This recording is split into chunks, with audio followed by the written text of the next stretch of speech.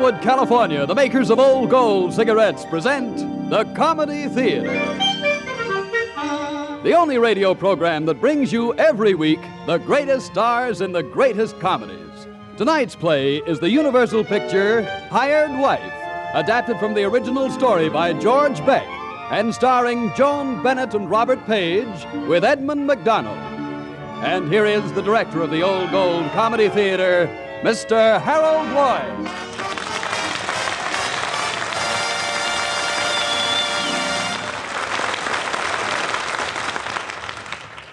Good evening, ladies and gentlemen. In selecting our cast for this evening's Old Gold comedy, we did something which is very unusual out here in Hollywood. We had someone read the script. That, of course, was a big advantage, and it told us that the girl we'd need to play Kendall Browning would have to be gay, charming, lovely to look at, and unusually intelligent. Now, you must admit, that is quite an order to fill, unless you have someone like Joan Bennett.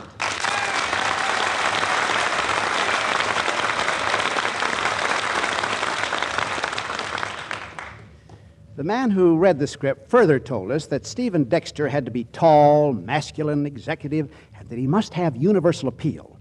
So, since Hired Wife is a universal picture, and since Robert Page is a universal star, here he is, our own Stephen Dexter, Robert Page.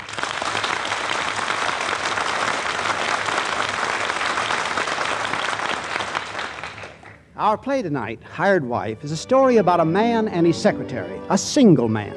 And when you add together a highly eligible single man, the president and sole owner of Dexter Cement, and a secretary like Kendall Browning who completely runs her boss's life, or thinks she does, well, you get a situation that is more than likely to start like this. Kendall Browning is being called on by an old friend.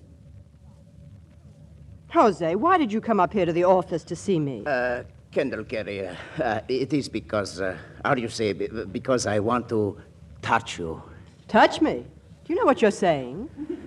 It could be I have used the wrong kind of English. What I mean is I want to bite you. What? No, not you, Kendall. I wish to bite your pocketbook. Oh, so that's it. A little loan. Well, Jose, my amigo, for future reference, and I'm sure you'll be needing it, the expression is to put the B on me, except next time it won't be on me. How much of a bite is it this time? Shall we say... No.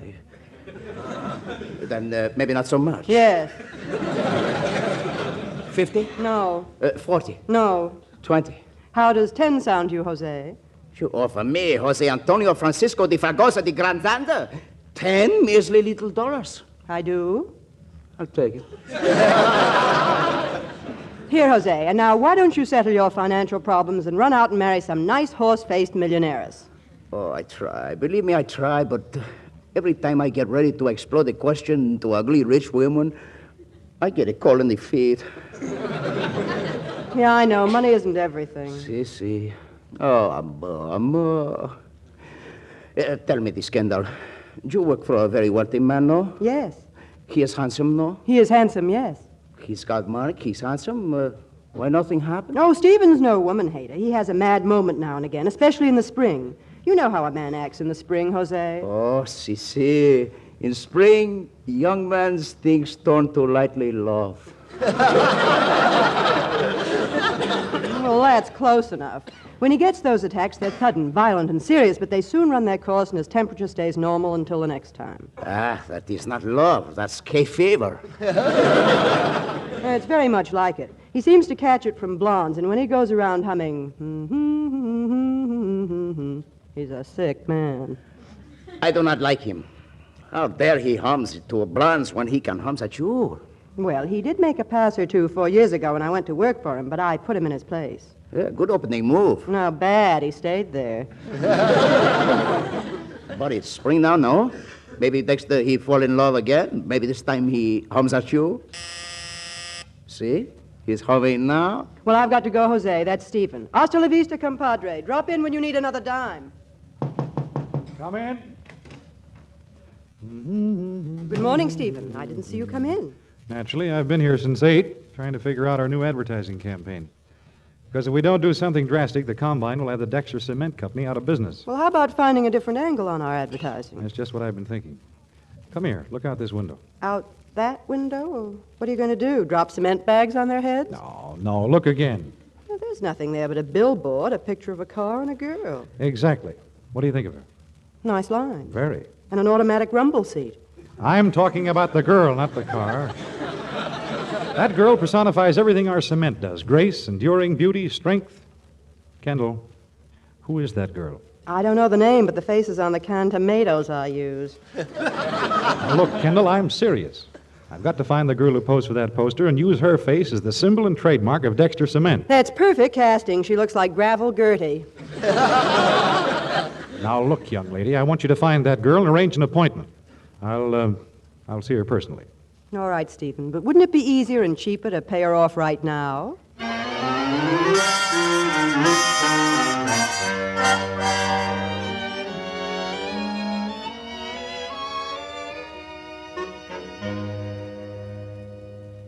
And what did you say your name was again, Miss...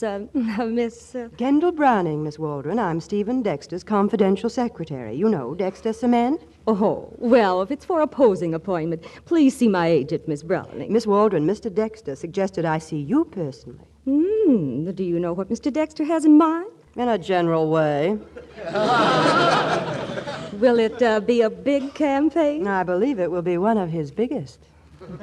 Well, in that case, I'll get in touch with him tomorrow. Oh, no, I'll call you and make the appointment. Yes, do call, won't you, darling? But be sure it's after 11. Oh, don't worry your pretty little head, Miss Waldron. It will be late when I call you. Very late. Yes, now that you say so, Miss Browning, I'm sure you'll call late. Goodbye. Goodbye. It's been a pleasure.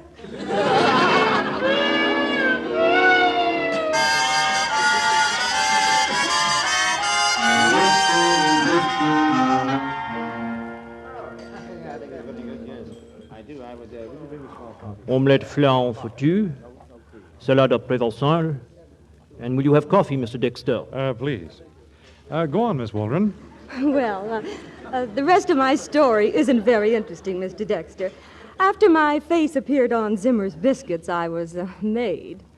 Yes, of course. Now, you see, what I have in mind is something new. Very new in cement advertising, Miss Waldron. If you... Excuse me, Miss Waldron. There's a call for you. I'd like to take the phone to the table. Oh, thank you, waiter. You'll pardon me, Mr. Dexter. Go right ahead. Hello? Hello, Miss Waldron. I'm sorry to disturb you, but this is Miss Browning, Mr. Dexter's secretary. Oh, really? And you have a message for me from your employer? Yes, I have, Miss Waldron. My employer changed his mind about you just before he left for Chicago this morning. For Chicago? Oh, isn't that a shame? Oh, just a minute, darling. You are Stephen Dexter, aren't you? Yes, of course. Why? And you're here lunching with me at the Ritz, and you didn't leave for Chicago. Naturally, but I... I'll hold the receiver away from my ear, and you listen, too. Oh, well, would you mind talking a little louder, Miss Browning? There's such a hubbub here. Yes, I can imagine. Did Mr. Dexter say what made him change his mind, dear? Well, I hate to say this, but you really want to know? Oh, of course. Well, Mr. D said, call up Miss Goofy Face and tell her she can't peddle her puss to Dexter Cement. Why, that dirty little... Were those his exact words? Oh, I never quote Mr. D's exact words anymore. I got such bitter notes from the telephone company. I'll wring her neck. Oh, the big brute, to say a thing like that. Oh, he isn't really a brute, Miss Waldron, but between us gals, women are just, well, they're just things to him. Well, if he should change his mind. Oh, but of course I've got your number, Miss Waldron, and I'm keeping it right in Mr. Dexter's personal tickler file. Goodbye. So, you think women are just things, do you? You wait. Just wait till I get my hands on Kendall Browning.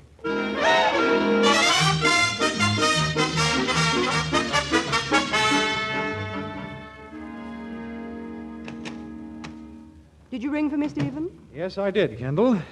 Did you get in touch with that model for me? Well, you told me to, didn't you? Never mind that. Answer the question. Well, this is going to be a blow to you, but she said, well, it all boiled down to no thanks. That's strange. Well, what's so strange about it? Spring doesn't affect everybody the way it affects you, you know. No, but I was quite sure Miss Goofy Face was leaving for Chicago because she couldn't peddle her puss to Dexter Cement. You were... Oh, Stephen, this is unworthy of you. Eavesdropping, wiretapping. Why, the next thing you'll be doing is peeping over transoms. I happened to be lunching with Miss Waldron when you remembered my instructions and phoned her. Happened? You leave it to me to get her, and then you sneak off and date her behind my She back. called me last night and suggested it. In the prize ring, they call it beating a man to the punch. Well, you're on the ropes right now, all right. Kendall, I don't believe I could run this business without you, but I'm certain that I'm quite capable of running my own life. Did you say running or ruining? You know what I said. Now, if you're interested in helping me run the business, let's get about it. Yes, Mr. Dexter. What about the advertising campaign? I've changed my plans about using Miss Waldron. Oh, now you're cooking with gas. I've decided, if she'll have me, that after a time I shall ask her to be my wife. Now you're breathing the gas. Oh, Stephen, don't you see that... What is it, O'Connor? Mr. Dexter's attorney, Mr. Van Horn, is here to see him. Van Horn? Good Lord, he was down to a meeting with the Combine. Send him right in, O'Connor. Oh, Stephen, don't look so upset. The Combine can't lick you. I hope not, but I'm certainly worried Well, about... Steve, I did my best. You mean your best wasn't good enough? Exactly. The Combine gives you until tomorrow at 3 o'clock to sell out at their price, or they're going to attach every asset and every cent you've got. Oh, Stephen, if they do that, you'll be bankrupt. Not only that, it'll be broke.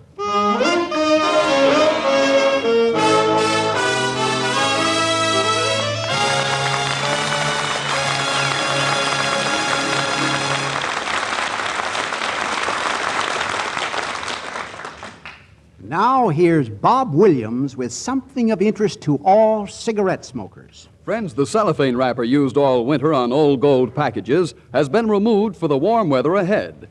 During this summer, and for the first time since the beginning of the war, Old Golds again have the special protection of aluminum foil. And that's important, for it means that Old Gold's unique blend of many great tobaccos, including its touch of rare imported Latakia tobacco for extra flavor, is doubly protected.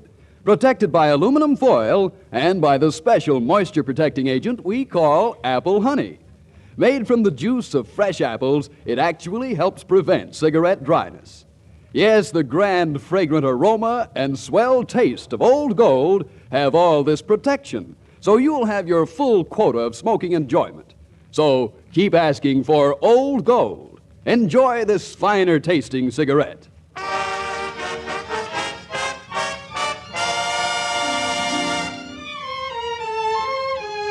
And now back to Harold Lloyd in the second act of tonight's Old Gold Comedy Theater presentation, Hired Wife, starring Joan Bennett and Robert Page. All right, Mr. Lloyd. Well, as the curtain rises on Act 2 of tonight's Old Gold comedy, Hired Wife, it appears that Stephen Dexter's very confidential secretary, Kendall Browning, is much more concerned about the threat of Stephen's marital entanglement with a blonde photographer's model than she is with the threat made by the Combine to bankrupt her employer. Because it's mid-afternoon, and we find Kendall in her private office up to her pretty little neck in... But, Jose, for a man with your charm and appeal, it would be child's play to sweep Phyllis Waldron off her feet. You wish me to make love to these bottles, so she will give your boss the hot foot in the heart, no? Well, that's one way of expressing it, but... Oh, Jose, you will do it for me, won't you? All you have to do is make love to this Waldron dame long enough to convince her, Stephen, that she's a gold digger, not worthy of him. Well, if she is really a gold digger, why pretty girl like her want to go with me? I'm broke flat. I'll give you the money. I'll pay all the bills to make a real impression on her. Why, in a week, she'll think you're the richest millionaire in all South America. You know, send her orchids, take her to the opera, talk about your yacht and your polo ponies. No, Kendall. As much as I love you, I'm afraid I cannot do these things for you. Because with a girl like that, well, I could never make it sound sincere. But she's charming. No, Kendall. She's clever and vivacious. No, Kendall. That's her picture on that billboard across the street. Yes, Kendall. Give me her address. I call her at once. Oh, Jose, I knew you'd do it. Here's $500. I'll go to the bank tomorrow and arrange for the rest of your expenses. But what you do now? Oh, I've got to go back into Stephen's office and see if his lawyer, Van Horn, has figured out a way to save Stephen from the Combine, those financial vultures.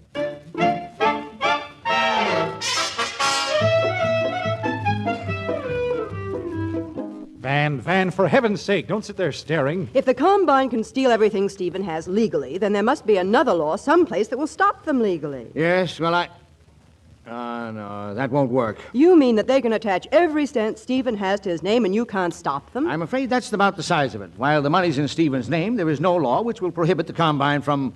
Wait a minute.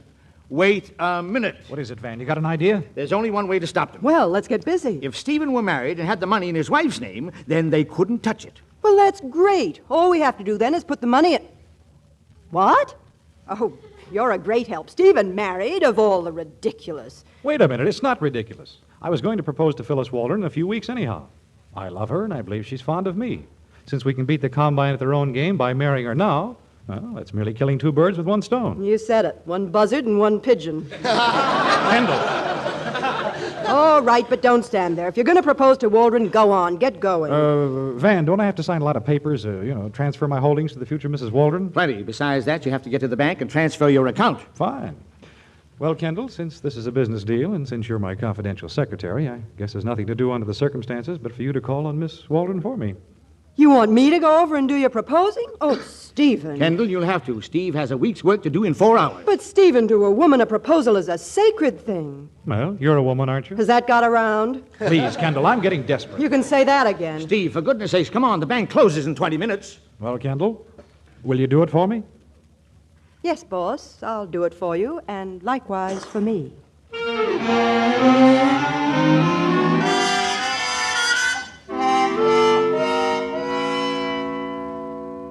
Look, Waldron, we're both gals trying to get along, so let's not be coy about this. This is strictly business. Well, I'm all ears, darling. You can say that again. Well, all I can tell you is that this will put you in spending distance of some very serious sugar, because for certain financial reasons, it would be very convenient for Dexter to get married. In fact, he's got to have a wife before midnight. Is that all? Isn't that enough? Oh, quite enough. What do you take me for, a sucker? You'd love it, wouldn't you, Browning, if you could go back to your boss and say, Steve, that Waldron number has a price tag. But I'm not that kind of a gal. Then you're refusing to marry him? Oh, not at all, but I'm not marrying Steve tonight. Well, Dexter told me to ask you. Oh, I'm sure he did, darling. But you just trot back and tell him we'll have to wait a while. Tell him we'll wait till my trousseau gets back from the laundry. Well, if that's the way it is, yes, I'll tell him all right. I'll tell him that even Miss Waldron's trousseau got stuck in the wringer.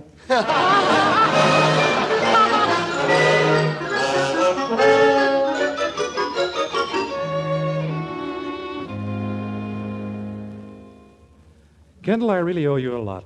You saved my life by marrying me. You seem to forget, my dear husband of 40 minutes, that anything you owe me happens to be in my name. Well, at least I trust you. I wish I could say the same for you, darling. Now, look, I told you before, just as soon as this combine thing blows over, I'm marrying Phyllis Waldron. I hope. You're so sweet and businesslike. Well, thanks for everything, Kendall, but it's been a hard day. I think I better be getting on home. You're going home? Anything wrong with that? Oh, no, not at all. But what am I supposed to do? Well, you go home, too, to your place. Good night, Stephen. Night, Kendall. So you better wait around till Van Horn comes back. Those last set of papers will need your signature. Don't worry, Stephen. I feel like an old-fashioned corset, dependable but uncomfortable.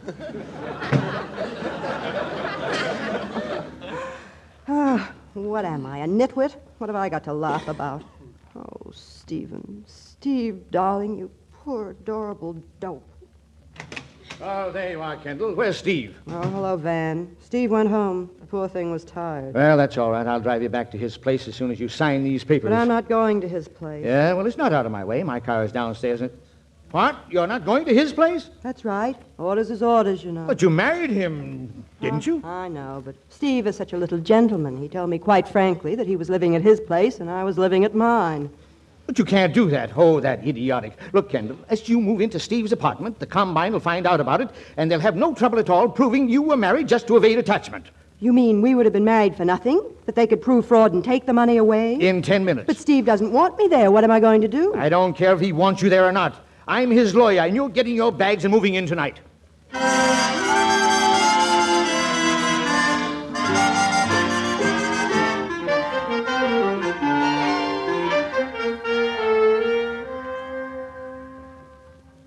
But, Phyllis, you've got to listen. I certainly don't have to listen. I read what I wanted to know. Every evening paper carried the story. Stephen Dexter wed secretary. I know that's true enough, but honest, darling, it was just business, that's all. Whose business? Yours or hers? Now, look, I came home the minute it was over just to be able to talk to you and explain that the whole thing was... Yoo-hoo, darling, I'm home. Oh, you double-dealing little vixen. What? What did you call me? No, not you, Phyllis. Hello? Phyllis, darling. She hung up. She did? Poor thing. Caught with her plans down. Now, you look here, Kendall Browning. I told you at the office that you weren't to come here, and by George, I mean it. I'm sorry, Stephen. Van Horn said I had to. Well, tell Van Horn to horn out of my affairs. He says we have to make it look as if the marriage is legitimate or the Combine will be able to prove fraud. I don't care about the Combine. All you care about, I suppose, is Phyllis. In a word, yes. Does she know all your money is now in my name? Why,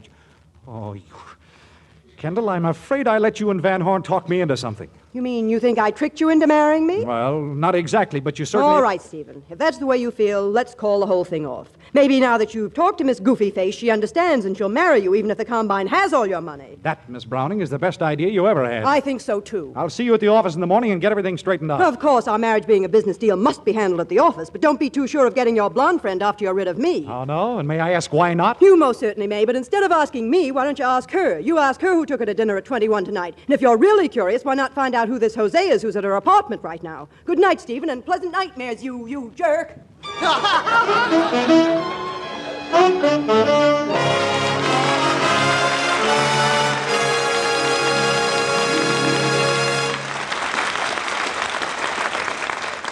Well, that's life, I suppose. Sometimes you win, sometimes you lose. Yeah, well, I always lose. Come, Bob. Life hasn't been too unkind to you. What do you mean you always lose? Well, I always lose my collar button, that's what. How sad. Well, a pesky thing always rolls under the bed or bureau, and there I am crawling around like a Pekingese under the furniture, banging my head, scraping my shins, just tearing myself to pieces. Why, if it wasn't for my formula, I don't know what I'd do. What formula? Well, whenever I find myself playing button, button, where's the button? I just get up on my feet and say, hold on, Bob. Why be irritated? Light an old gold. Yes, sir, smokers. You'll always find grand extra flavor in an old gold, plus special protection against cigarette dryness. Listen.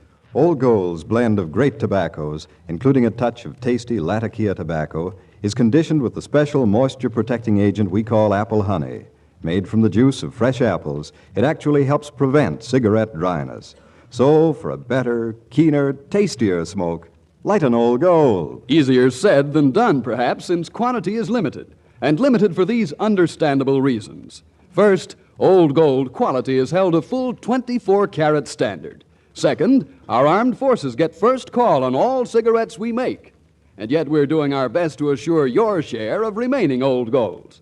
So, if you must take substitute brands today, remember, your dealer may have Old Golds tomorrow.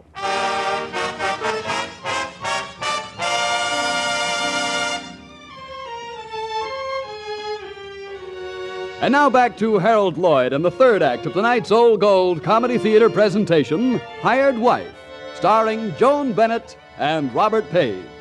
All right, Mr. Lloyd. And now let's find out how much more trouble Kendall Browning and Stephen Dexter can get into. As Act 3 of tonight's Old Gold comedy gets underway, it's the following morning. And although Stephen hasn't come in yet, Kendall is busily typing reams of papers so as to leave her affairs in good order when she walks out of the Dexter Cement offices this afternoon for the last time.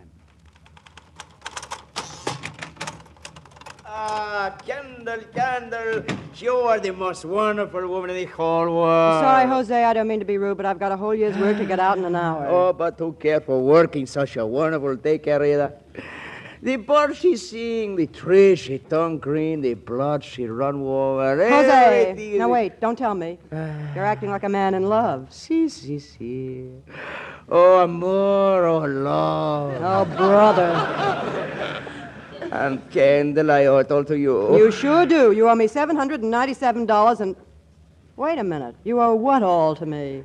To you I owe everything. Because who was it that sent me to meet Phyllis Walden? Oh, don't answer. I will tell you. It was you. You mean that you've fallen for Waldron? Like a ton of bricks. Oh, Kendall, she is the most beautiful girl I have ever met. Well, present company accepted, of course. Oh, see. Next to you, she is the most beautiful. So I have come back to give you all your money back. My money back? When you have love, you do not need money. Jose, my amigo, you'd better keep $25 of it, because when that gal finds out you haven't got a nickel, someone's going to have to pay for your bandages, mercurochrome, and crutches. No, Kendall, you do not understand. You see, while I am here with you, Phyllis is with Dexter telling him that she do not wish to marry him some more. I bet. It is the truth. Stephen hasn't even come in yet this morning. Oh, I know. We've been waiting in the outside office until he come in. He's out there now with she. That I'll believe when I see it. Okay, you come and see it. There. But, Phyllis, you've only known this man 2 days. You can't know your own mind. I had to know him only 2 minutes, Steve, to know it's the real thing. But, darling, I have plans. My lawyer, the divorce. Kendall, what are you doing there? Eavesdropping? Hold everything, boss. Since this is still business, I think I can fix this whole thing up. Waldron, do you know Jose hasn't a nickel to his name? He's a society bum. Jose, is that the truth? Well... Tell her, Jose, the money you spent on her last night. Where'd you get that?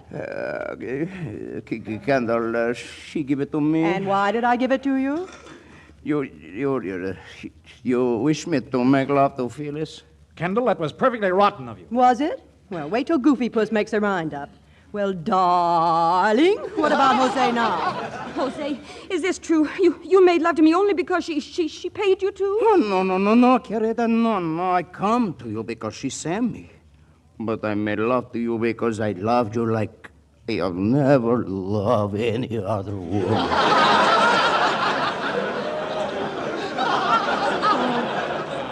Oh, Jose, do you mean that? Oh, sí, with all my heart, I adore you. Oh, darling. Well, I'll be darned. Stephen, I'm awfully sorry about this. I had her pegged for an out-and-out gold digger. Phyllis, do you mean you really love this man? Oh, yes. Oh, what a fool I've been. Oh, you're still being a fool, you fool. What's that? You want a woman whom you can respect and love and who loves you, don't you? Naturally. Well, didn't Kendall promise to love, honor, and obey you? No, that was business. Kendall doesn't love me. Now, hold your horses, John Alden. I'll speak for myself. Kendall, you mean that you... Would you know if I told you? Well, no, but there is a way I'd know. There is? What way is that? By kissing you. Come here. Oh, Stephen, if you don't mean this, I'll... She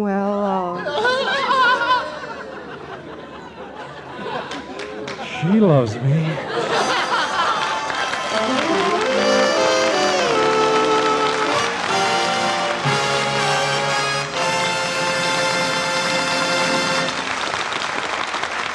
Well, so closes the story of Hired Wife. Right now, Joan Bennett and Robert Page, our thanks to you for a most entertaining half hour. I enjoyed it, Harold. It was a pleasure. Who's on the old gold roster next? We're very happy to welcome next week Maria Montez, Tom Drake, and Freddie Bartholomew in She Loves Me Not. I'll be listening. So will I, Harold. Good night, folks. Until next Sunday. See you then.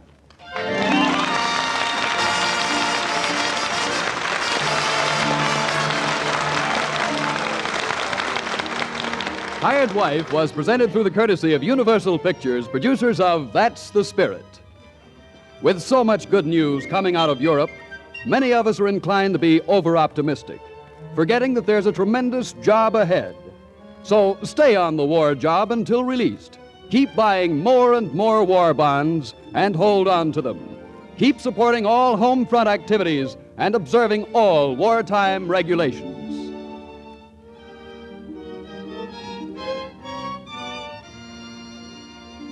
And now, until next Sunday evening, don't let little annoyances get you down.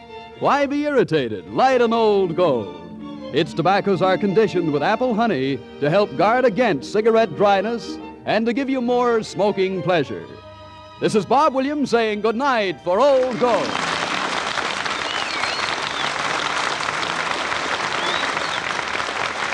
This is the National Broadcasting Company.